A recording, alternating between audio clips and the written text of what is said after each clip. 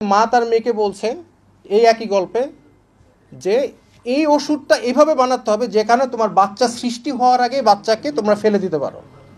নাউজুবিল্লাহ। এই গল্প তারা হচ্ছে 2025-এ এসেছে। এই জন্য আবু সাইদ শহীদ হয়েছিল নাকি এই জন্য দিস? তাহলে ইন দ্যাট কেস আমাদের তো আমরা কি চেষ্টা করেছি প্রত্যেকটা কমিটির মধ্যে একজন আলেম রাখার জন্য?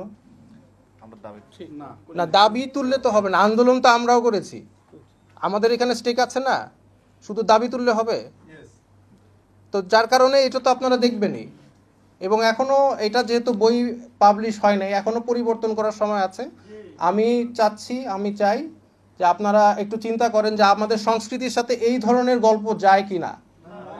আমি এগুলো একটা টিচার ক্লাসের মধ্যে বাচ্চারা তো কম বয়সী বাচ্চারা জিজ্ঞেস করবে যে স্যার এই যে স্লাট কথাটার মানে কি মানে কি, তারপরে টিচার স্টুডেন্ট ডিসকাশন করবে এটা কি দরকার, নেসেসারি? তাহলে কেন এটাকে ইনক্লুড করা হলো, কে করলো? তো যার কারণে কালচার, আসলে আমাদের কালচারটা কি, আমাদের যে এই আন্দোলনে সব মতদর্শের মানুষ আন্দোলন করেছে, কিন্তু মেজরিটি মারা গিয়েছে, শহীদ হয়েছে, কেউ যাওয়ার জন্য এই আন্দোলনে অংশগ্রহণ করে নাই, শহীদ হওয়ার জন্য আসছে। আর তাদের চিন্তাধারা ছিল ইসলামিক, কিন্তু এই ইসলাম কথাটা যে আন্দোলনের সাথে জড়িত সেটা মানুষ আস্তে আস্তে কিছু মানুষ চাচ্ছে যে এটা চলে যাক। আমি আন্দোলনে ছিলাম, নেতৃত্ব দিয়েছি, আমি ইসলামের জন্য করেছি, আমি যাওয়ার জন্য করি নাই। তো যার কারণে আমি বলতে চাই যে আমাদের যে ইসলামিক মূল্যবোধ আছে, যে এখন বলছে স্পিরিট অফ অগস্ট মুভমেন্ট, এটা হচ্ছে মুক্তিযোদ্ধা চেতনা টাইপের। এই স্পিরিট অফ অগস্ট মুভমেন্টটা কি আসলে? আমার জন্য তো স্পিরিট একটাই, সেটা হচ্ছে ইসলাম। এবং আমার ইসলাম, আমি মনে করি আমার যতটুকু জ্ঞান আছে, ক্ষুদ্র জ্ঞান, এই ধরনের জিনিস একটা টিচার একটা স্টুডেন্টের সাথে ডিসকাশন বা করতে পারে না। এবার প্রশ্নের মধ্যে দিয়েছে যে ওই মেয়ে যদি ছেলে হতো তাহলে কি তার সাথে তার মা কিভাবে ওর ভিন্নভাবে আচরণ করত, এই হচ্ছে শিক্ষা। তাহলে আন্দোলন করে আমরা দেশ স্বাধীন করলাম কিসের জন্য, ওয়াই?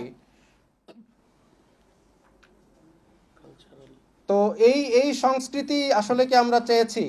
এটা আপনারা একটু চিন্তা করেন, ভাবেন, আর একটু এই জিনিসটা নিয়ে আপনারা একটু দেখেন যে আমরা আসলে এই ধরনের, এখনো তো সময় আছে, ছাপানো হয় নাই, যাতে আমরা আশা করি এই গল্পটা যাতে বইয়ে না থাকে।